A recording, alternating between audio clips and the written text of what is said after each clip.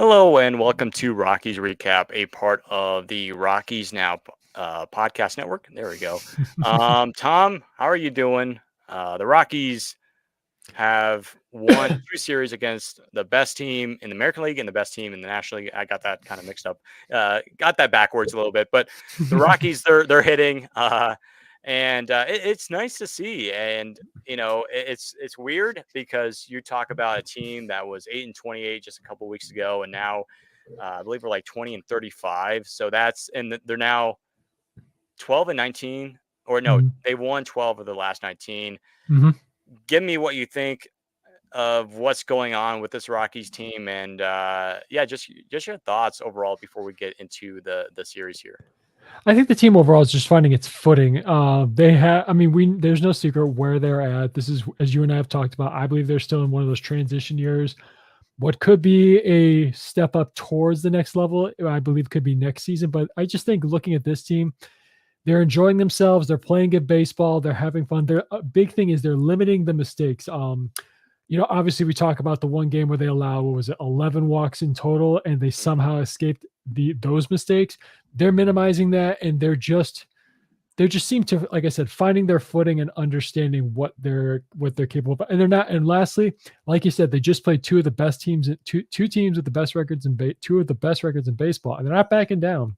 Yeah, yeah, and they're staying like I used this word last recap episode. They're staying competitive in these games, and they're not Mhm. being completely blown out of the water. But yeah, the offense has been clicking. Of course, as you see on the graphic here, 8 runs in the first game, 7 runs in the second game, and then 7 runs again last night.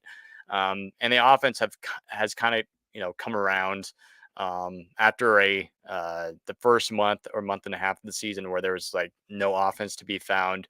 There's a couple games here and there where the Rockies would score some runs or they would score over 7, but it was like you had to kind of push them to the brink to score 5 or 6 runs. And now and here's the thing too, like the guy that was their most offensive production, or the guy that had the most production offensively, is still on the injured list in Nolan Jones, and he's coming back. I think from what I've heard in the next series or two, it sounds like I think actually today might be his first rehab assignment or something like that, or tomorrow. I would have to check on that, but um, yeah, so Nolan Jones, he'll be coming back. But yeah, it's nice to see that even though the Rockies there have been some injuries, their offense is still hitting, baseballs pretty well. And talk about a guy that we were talking right before we started tonight, Brendan Rodgers, who is I believe hitting now 260 something. But over the last 30 games or so, he's done well. I mean, he's getting on base, a strikeout, a little bit here and there, but again, he's getting on base, and he got a second home run last night, over the left field wall. So he has 2 home runs, and I feel like Rogers is one of those guys that usually has a cold start, then it'll get hot during the regular season, and again, knock on wood. This is like the first time in a while that we've actually seen him healthy to start the year, through spring training to start the year. And um and I, I again I remember, we all remember back in 2022 how bad he was in the month of April, and then once May came around and he had that 3 homer game against Miami, he got hot. And 2022 he was one of the best second basemen, and offensively, and of course he won the Gold Glove that year as well. So I'm not saying that he's going to have one of those type of years. He could, but again, the question is he going to be able to perform well? So, the Rockies could get some suitors because, again, we'll get to the series right here in a second. But like yesterday or a couple days ago, there was a report coming out from John Morosi that the Toronto Blue Jays were interested in Ryan McMahon, but the Rockies said we had no intentions of trading him. Well, could the Blue Jays pivot toward a guy like Brendan Rodgers, who actually, from what I've heard, has a connection to Bo Bichette because they're both from Florida? In the offseason, I think they're actually really good friends in real life. So maybe, I don't know. That's the question, because I'm not looking into how the Blue Jays are doing. I think they're playing a little bit better, but again, they're kind of down below beneath the covers there in the AL East, and because you got the Orioles and you got the Yankees who are doing really well, so it's something to watch. But guys like Brendan Rodgers, Chris Bryant has been, he got another, his second home run, I believe in game one, or no, game two. Sorry, game two. And then so Chris Bryant, Rodgers, Montero, Goodman, a bunch of those guys, they're starting to hit, and it's really really nice to see. I'm not buying the rumors about Ryan McMahon. I'm not buying Yeah, them at all. yeah. Not to. I like JP Morosi, not to kind of take a jab at him here, but he was, if we recall, he's the one who reported that Shohei Ohtani is on a private plane to Toronto. So I'm taking that with a grain of salt. I just Yeah. can't, given how what McMahon means to this team, and given how he has, as I've mentioned in a previous episode, he's been a guy with the steady production over his entire career. This year is, you could say, his coming out year. This is a guy who's still under control. I believe it's 3 total more years. So I see zero, and again, we don't even need to bring up his gold glove caliber defense. I see zero reason to trade him. In the Blue Jays, that's a very precarious situation. I mean, there's talent on that roster. It's just, and again, you can't discredit them because they're in a very competitive division.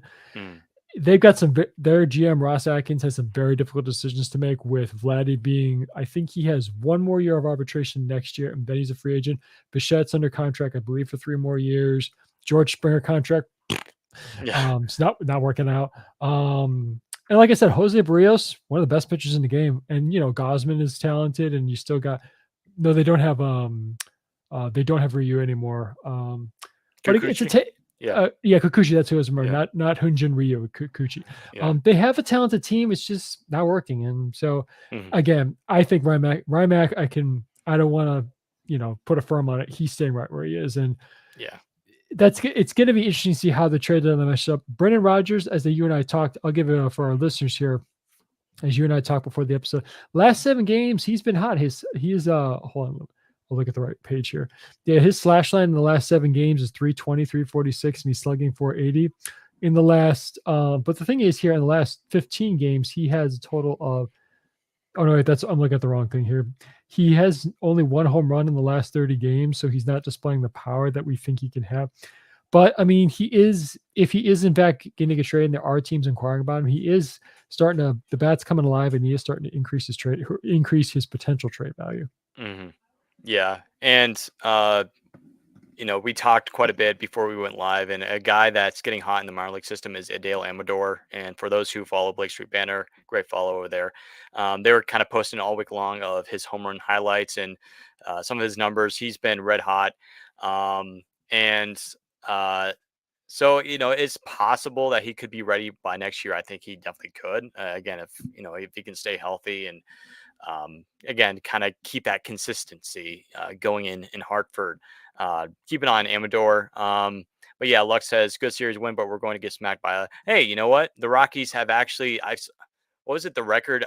It was some record, but the Rockies have I think it was right around 500 against teams that are above 500 this year. So, and actually, the Rockies play worse against non-competitive teams this year. It's a Rocky stat, as a lot of people would say. The Rockies have actually, again, they've played better against teams that are actually really, really good this year, like the Phillies, the Guardians.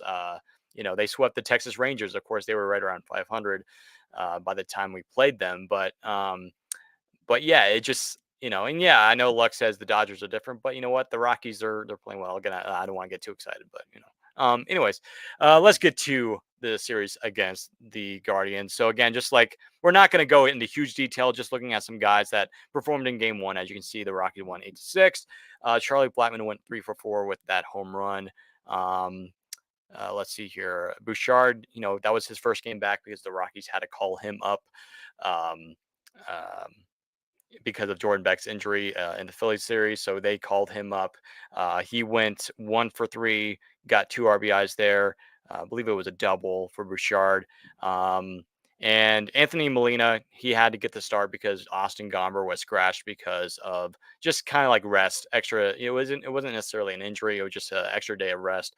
And I like that because, again, you're not, in a postseason run, you're not, it's not crucial for Austin to start. So it was kind of like more of a bullpen game. Anthony Molina, the first inning wasn't bad, but then he kind of started losing some energy and started giving up some hits. And by the way, the Guardians' offense has been really, really good this year. Surprisingly, after over the last couple of years, their offense has actually struggled. Especially, I know last year there was a whole story on the Cleveland offense, but and then Josh Rogers came in, and he was fantastic considering what he was going up against. Again, it's a day game at Coors Field. You're expecting the ball to fly, the ball to bloop in the gaps, but he pitched 5 innings in relief, 4 hits allowed, only 2 runs given up, 2 strikeouts, and then Victor Vodnik, your guy, 1 1/3 inning, 2 hits allowed, no strikeouts, but again, his ERA still good, 2.93. And then Jalen Beeks got the save there. That was kind of a close finish there. I remember, for those who remember game 1.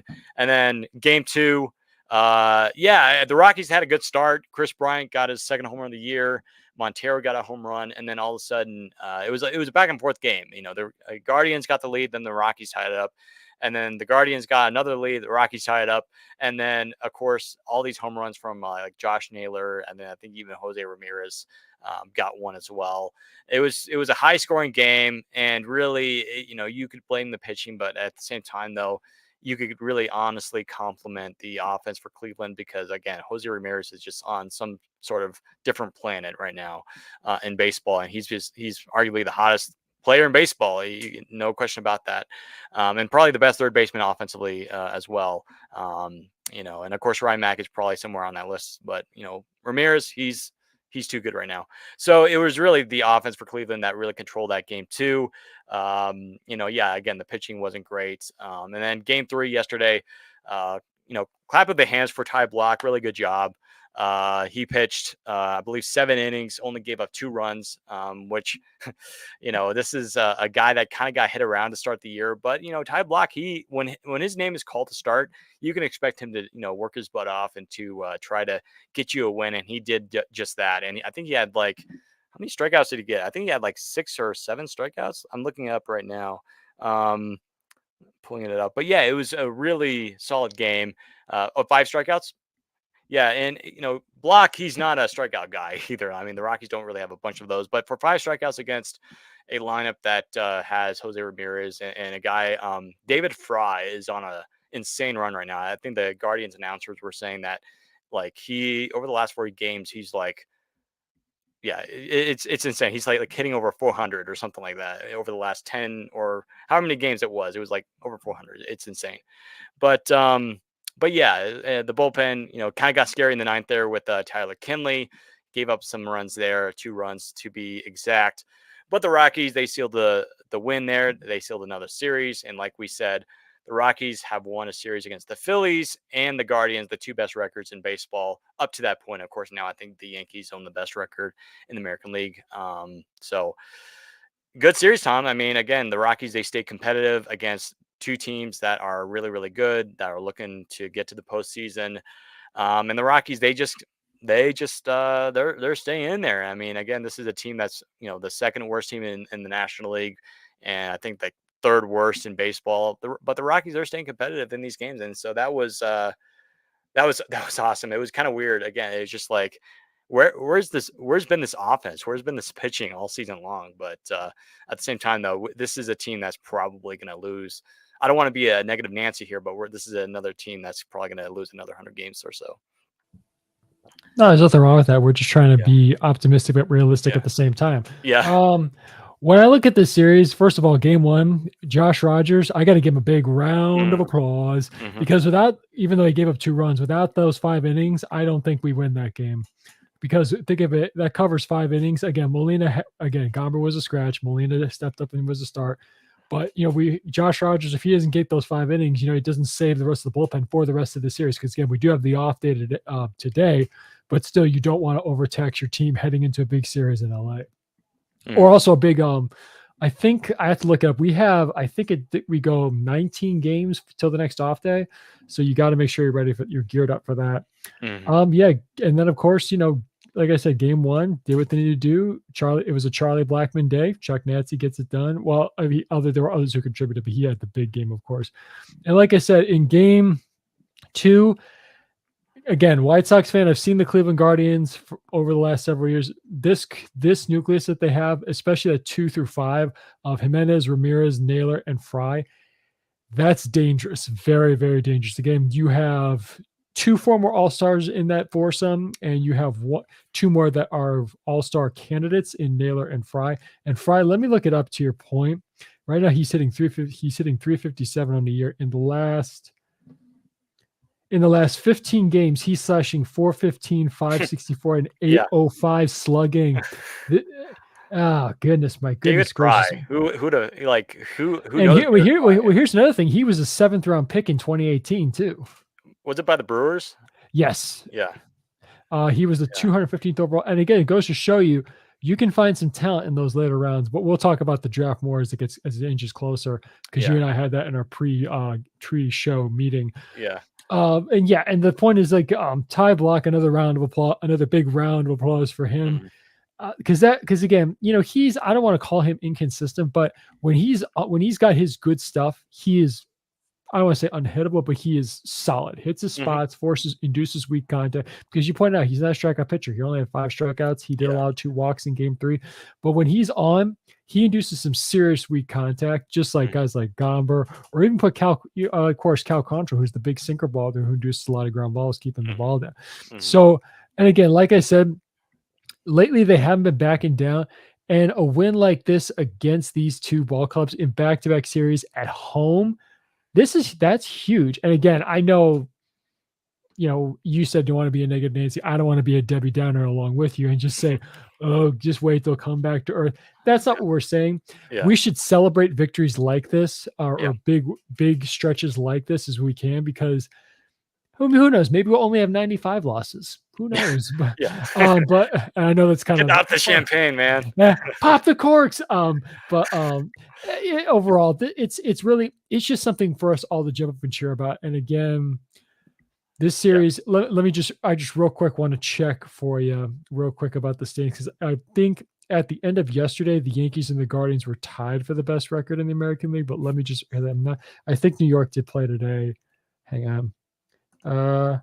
Yes, New York did play today and they won. So the Yankees now are 38-19, but the Guardians have played one less game at 37-19. So you could say they're somewhat tied, I guess you could say. But the Phillies are still, they still have the best record in the National League. And the Dodgers, they're on a 3-game winning streak. So, I could say, as I said in my Twitter post, watch out, Dodgers, we're coming. But at the same time, they're just sitting there in LA saying, let's go. And so okay, so on the way back from lunch, because I got we got Chick-fil-A, and I got Chick-fil-A and I was in the car. Good choice. Good choice. Oh, Chick-fil-A. Oh, the waffle fries, man, best in the game. I mean, next to Red Robin, for those who've had Red Robin, try it. Especially with ranch sauce, try it. I mean, I want to, should we become I don't know. I'm thinking of like doing an episode where we just talk about our favorite restaurants or favorite food. Maybe we'll do that again. Guys, if you want to see that, just let us know.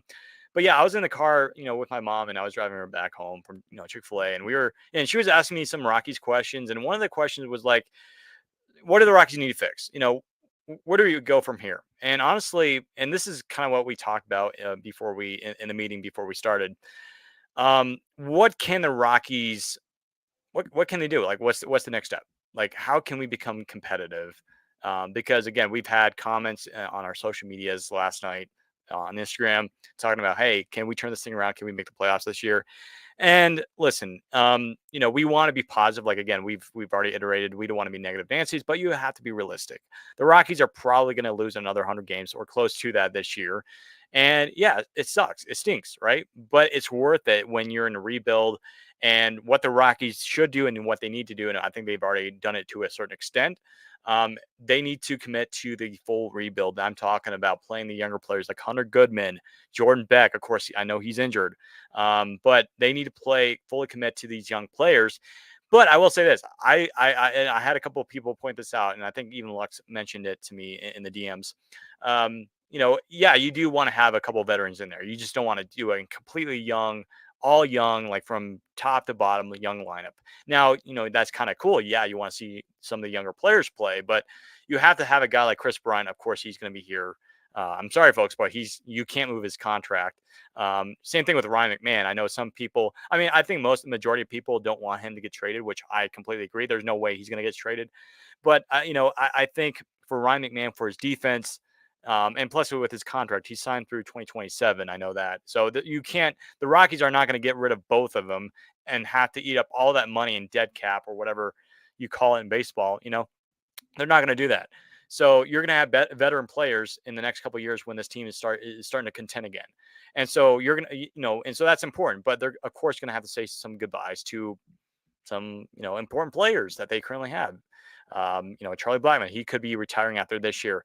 Would I be okay if he came back for one more year next year? I would, but at the same time, though, I would consider saying, because again, he's not a huge trade piece because of his age. His performance has gone down. Yes, I know Lux, has said in the comments that he's back in his prime.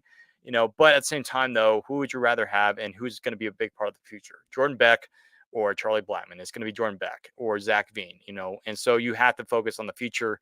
Look at what the Reds did, and I know his performance wasn't. It was so bad that I think Votto was hitting under 200 at one point with the Reds, and so they had to let him go. And now Votto is kind of a sitting duck in the water at this point. I think he's either in AAA or still with the roster. I'm not 100% sure, but they're going to have to cut ties with some important players. But for the Rockies to turn this thing around, again, it's not going to happen this year. They're not going to be contending by any means of the imagination, but they need to. Well, first thing, I think the first step, and again, this is going to have to wait till the offseason because we're still like half a year away from this, but the first thing for them to do, for them to start contending or thinking about contention, is the bullpen. They got to trade a couple of these outfield prospects like we were talking about in the meeting before we started. They got to trade at least one or two top prospects for a solid closer or a guy that can close games, that's young or younger, because I don't want another guy like Wade Davis or Greg Holland, even though those guys had decent seasons, especially Greg Holland that 1 year in 2017 and then Wade Davis in 2018. But I want a guy that will be a formidable closer for several years here in Colorado that's pitching right now or it's about to pitch. I'm not saying Mason Miller, but maybe a guy like Camilo Duvall. Like I threw that name out there this morning. I think that would be an interesting name. Or of course, you don't want to trade somebody within our division, but if he becomes available or if he's a free agent or something like that, I don't know. But the Rockies, they have to fix that bullpen. That's the first step. And then, of course, as we get going into next year and the year after that, continue building the farm system, call up young prospects. That's going to be the quickest way to turn this thing around. And I think they're pretty close to turning this thing around. It's just that there's question marks, right? And I think they're not necessarily huge. Like, one of the question marks is obviously Chris Bryant. What are we going to do with him? Can he stay healthy? If he can, great. The question is, can he perform? And I think if he can stay healthy, I think he can perform. Maybe not like we mentioned so many times before. It's not going to be the same level of how he performed in Chicago. We just need him to stay on the field. So we'll see. And by the way, Lux points this out in the comments, and I don't know if you saw the video on Twitter, Tom, but Jenny Kavnar jinxed Mason Miller today against Jose Siri. I don't know if you saw that video, but anyways, yeah, I don't know if you saw that.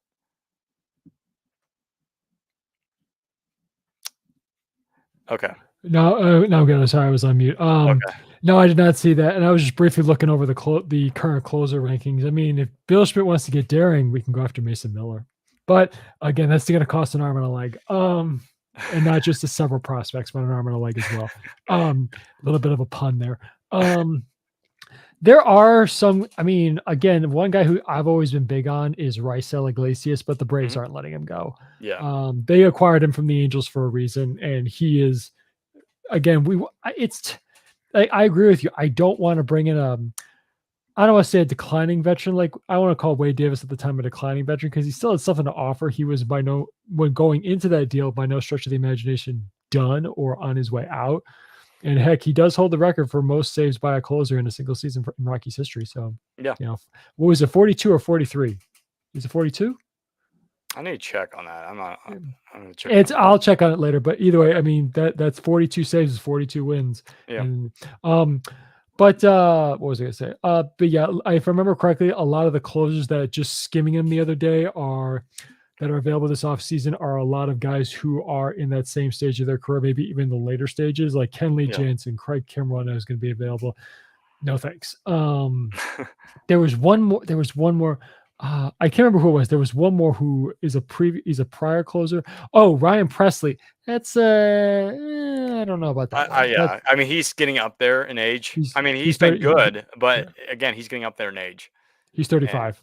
yeah, and so there's going to come a point where he's just going to come crumbling down, and so it's just like again, he's had good history, good save numbers, but everybody has that end to them to where they just fall out. And so Maybe yeah. like I said, I would like a guy that has closer potential, or either is already a closer but is like below, like, I don't know, 28, 29 in that range, to where they can be our closer for several years while we're in contention, that sort of thing. Yeah, and, Lex points this out. We need somebody young, and I'm not saying that Lawrence, or forget about Lawrence or Jalen Beeks, but in Lawrence, I think Lawrence could be a nice closer, but I feel like just from what we've seen this year, I honestly feel more comfortable with Lawrence as a seventh or eighth inning guy, as a setup guy. The Rockies have several of those, with Lucas Gilbreth, who should be coming back pretty soon. They have a number of guys that are like that, and that's great, because I mean, the Rockies, they could always use bullpen help. Tyler Kinley, that's another guy that I'm curious. I'm not sure if he's on his last year of his contract. He might be. I think he's a non-tender candidate. Yeah, and so again, just like the primary focus for the Rockies this offseason, this upcoming offseason, should be the bullpen. Like, they need to have some sort of whiteboard to have a plan of how they can turn this thing around. Because again, I think even Lux, I want to say he pointed this out in the offseason, or right before we started the season, that last year the Rockies had, like, what was it, 20 or 30 blown saves or blown leads last year from innings 7 through 9. And if you get rid of all those blown leads, the Rockies would have gotten close to or around 90 wins. And that's a playoff team, guys. That's a playoff team. And the Rockies, they need to fix that bullpen. And even though last year the Rockies, at least in the first half, had a very good bullpen, they had one of the better bullpens in baseball or in the National League. This year, different story. And again, like I was telling my mom on the way back, it was just like, it's so weird how the weakest part of this team, the starting pitching, has actually been one of the strengths over the last, several weeks in this Rockies, mini run that they've had. It's just like, it's good to see, but it's just like, I thought the bullpen this year was going to be pretty good, like last year, especially with some of these young guys getting the opportunity to pitch. But like, it hasn't bode well for them this year. Like, and again, J Law, like Lux points out, Jalen Beeks, Tyler Kinley has gotten roughed up a bit. The only guy, and here's the thing too, I noticed some people were commenting on this the other night, that you don't want to do what they did last year with Jake Bird and overusing him. And I don't want the Rockies to overuse Victor Bodnik to where they just drain him, and they use him too much. Yeah, you want to use him, but you don't want to drain him completely where he just gets injured, or he just, you know, I would say try to keep his innings at around 60, at the most 65. yeah, in a And season. Yeah. and by the way, to walk back my comment about Tyler Kinley, wrong, not a non-tender candidate. He signed through 2025 with a team option for 2026. So never mind. Yeah. Well, it's not a lot of money to eat, but I don't think they're going to do that. Yeah, and another name comes up. Of course, he's now retired, but he's still working in the organization. That's Scott Oberg, man. Oh God, I love Scott Oberg. I thought he was going to be the Rockies' next closer after Wade Davis, and of course with the blood clots coming in, and that ruined his career. But the dude was so good in 2019. He had like a 2 or 3 ERA out of the closer's position. We were like, this is our guy, and that's why they extended him, if you remember, and they extended him. And then going to 2020 or 2021, then he got X-rays of blood clots. And then he came back, I think, a year or two later. And it was like 2021, I think, was his last chance to try to come back. And he pitched a little bit in spring training, good. And then like a few outings in spring training, got the blood clots back, and he had to force his retirement, which sucked. And again, shout out to Scott Oberg. I thought, again, like I said, I thought Scott Oberg was a nice guy, because he was one of those guys that for a number of years kind of struggled in the bullpen, but then the Rockies gave him opportunities in the late part of the innings. And of course, we all remember in the wild card game in 2018, Closed it out. he closed out the game. But that's what he needed. He was more of a guy that would close games. And again, he was a solid closer in 2019, even though the Rockies, of course, they started out with Wade Davis. And then, of course, we know how Wade Davis did that year. And they had to, use multiple guys to close games. But Scott Oberg was that one guy that was like, oh, boy, this you kind of knew. And Bud Black really relied on him. And it's awesome, again, that he's in the organization. Same thing with Tony Walters. Of course, he's working in the Arizona League down in Arizona. But man, like Scott Oberg, he could have been, I think he was signed through 2022 or 2023. And so it's unfortunate of what happened, but the Rockies, they need a guy that, again, maybe it could be one of their young guys right now. That we just don't know. Maybe it's somebody like a Gavin Hollowell or somebody like that. I think Hollowell could be a guy that could be a late inning guy. It's just that I would like to see somebody try. Maybe if the Rockies see somebody either in the free agent market like Mason Miller or whoever, or if they see somebody on other organization, they ought to consider trading a top prospect or two to get that really good arm, like a Camilo Duvall type guy that is like a leader in baseball and saves, and go get him, make that trade. Of course, consider you don't want to trade somebody within the division, of course, because what if you trade like, a Sterling Thompson or another guy that's in your top 10 prospects? You don't want a guy that's just, gonna, kind of beat up your butt in your own division. So that's really the only step that the Rockies really need to do this offseason, and just take small steps, right? That's really the big key here. He was signed through 2022. And yeah, as you pointed out, in 2015, 16, 17, he had his fair share of struggles, but 18, 19 were his coming out party, pitching to a sub 2.5 ERA in both seasons in 58 and 2/3 and 56 innings. And yeah, to your point, I loved his pitch mix. He didn't have what you call an electric fastball, but it had a certain rise to it. So I love watching him pitch in the top of the zone. And I loved he had a late breaking slider, but the one pitch I loved the best out of him was his straight change. It was beautiful. I just loved how it just nice floats and dips. And his slider too. I think he had a slider too. Yeah. He had the late breaking slider, as I mentioned, but the one and the changeup. Anybody wants to watch this on full on display, go back and watch the ending of the 2018 wild card game. He struck out Albert Almora Jr. on the last batter of the game with a picture perfect changeup. Actually, he struck out the side too. If you rewatch that, he struck out the side, and that was a highlight. And he actually pitched the inning before that. He got one out, so I think he struck out 4 hitters in that. I think it was 4 hitters. Tom's checking on it, but hey, we got Scripty here in the comments. What's up? Welcome, Scripty.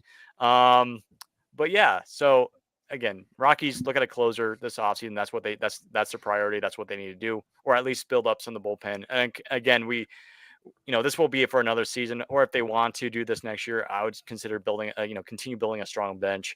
And they kind of do have that in Jay Cave, but 4 strikeouts. There you go. So Scott Oberg, he's going to be missed, man. Again, I wish he was still pitching, but things. He's 30. He's 34, so he's And again, he doesn't have, like I said, he didn't pitch in the upper 90s or the triple digits, so a little less wear and tear on that elbow. So but that's such an unfortunate thing. Blood clots, it's just so unfortunate. I'm glad he got it checked out, and I'm glad hopefully he's doing okay. Yeah. I mean, I follow him on Instagram, so he seems to be doing okay. Yeah. But again, it's really cool how he travels through the farm system. He'll go to different stadiums, or he'll go golf and he'll take pictures. He's like a photography type of guy. It's just like, I like that type of vibe. He's a great guy, but it's just unfortunate it had to happen to a guy like him, because I felt like I said, after 2018, you felt like this guy could be our future closer. And again, Wade Davis was still here until 2020.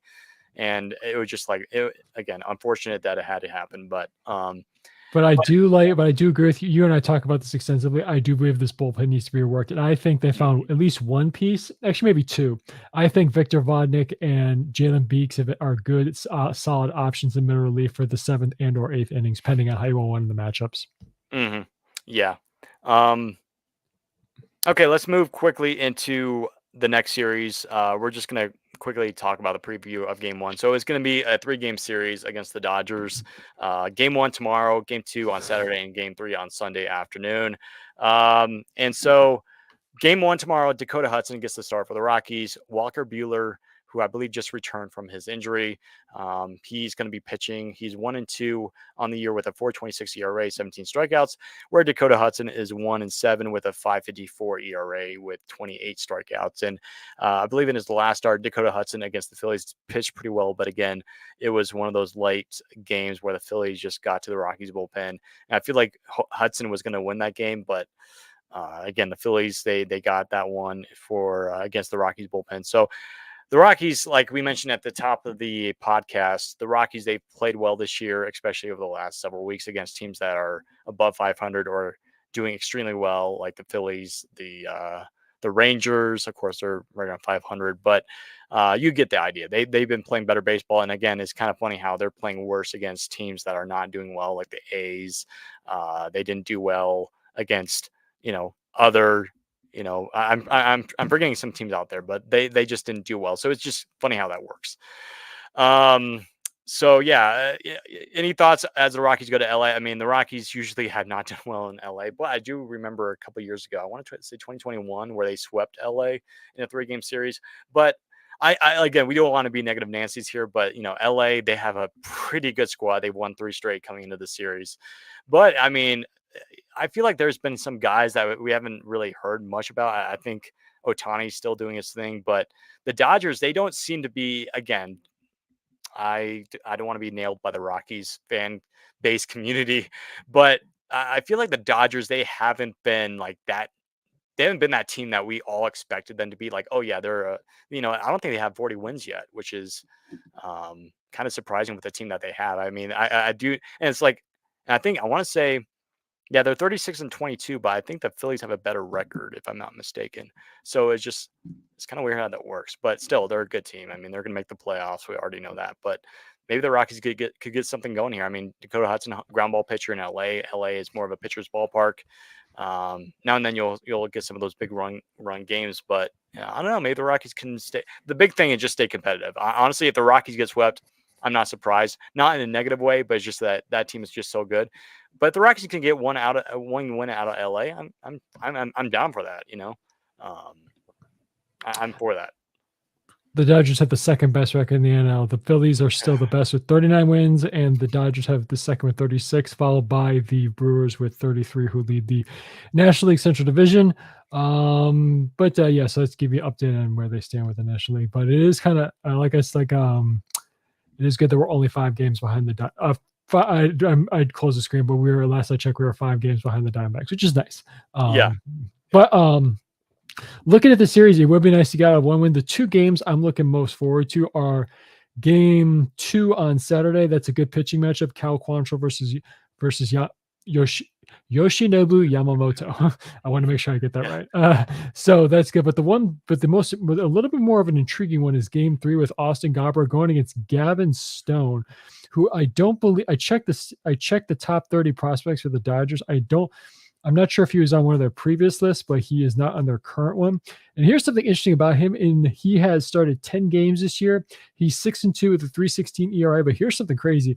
In his last seven starts, he is 4-1 with a 2.13 ERA. So I'm a little intrigued to see how the Rockies offense does against him. Again, that is a Sunday game when he matches up against Gomber. I mean, I'm a sucker for good pitching matchups, so maybe those two could produce at least one pitcher's duel in this series. But as you pointed out, it'd be awesome to get 1 win. And it's true. I think it's just, here's the thing. They've had a rampant pitching injury or significantly bad injuries to their bottom line. Again, you point out Walker Buehler. He has just been racked with, he had Tommy John, then he had I think it was a rib problem, then he had a little bit of a shoulder setback. That guy's just been fighting for a while, trying to get back, and he's back. So yeah, I don't know if again, I'm not an expert here. I don't best to be one. I just, based on what I know, we'll see if he becomes that elite pitcher that he once was. And Dustin May's another. That guy's he's injured. Nasty. He's back. He's injured. He's back. But he's got electric stuff. And, you know, he does have an interest. You know, people talk about the Charlie Blackmon flow. You know, Dustin May's got that redhead flow. But yeah, I think the Dodgers, they have the formidable guys with Betts, Otani, and Freeman to start it off, and of course, the rest. Yeah. But I just think the pitching has just not been clicking on all cylinders based on what I see from an outside perspective. Hmm. So, but again, it would be awesome to get a win. So, at least one win against the Dodgers. I mean, a series win would be even more amazing, though. Hmm. Yeah. I was looking at Bueller's age. He's 29, I Mm, believe. And this is, like you said, this is a guy that came in, I believe, when he was like 23, 24 into the league in 2018, I think. mm, And I remember he pitched in a game where I went to at Coors Field, was already solid. But yeah, it's just weirdly, it stinks for him that he's been injured multiple times and now he's already 29. Like he's already in his probably the mid part of his career. I mean, he could go to 40 or wherever, like Kershaw, but Kershaw is also, I believe, injured.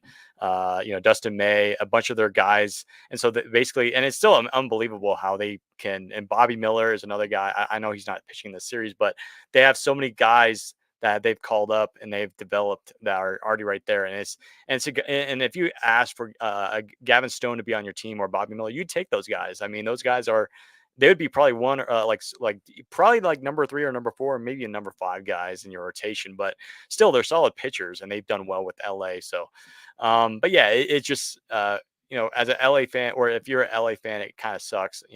That you've had all these pitching injuries, but your lineup is good, so you can you don't have to worry about that. But again, the Dodgers, like last year, they went to the playoffs, but they went absolutely nowhere with no pitching because, of course, they got swept in the NLDS, and we all know what happened. But yeah, it's going to be quite interesting to see what happens in this series. Again, I think that we could definitely see some of these games get really, really close, especially with Quantrill and Dakota Hudson being ground ball pitchers. They're not going to strike out guys.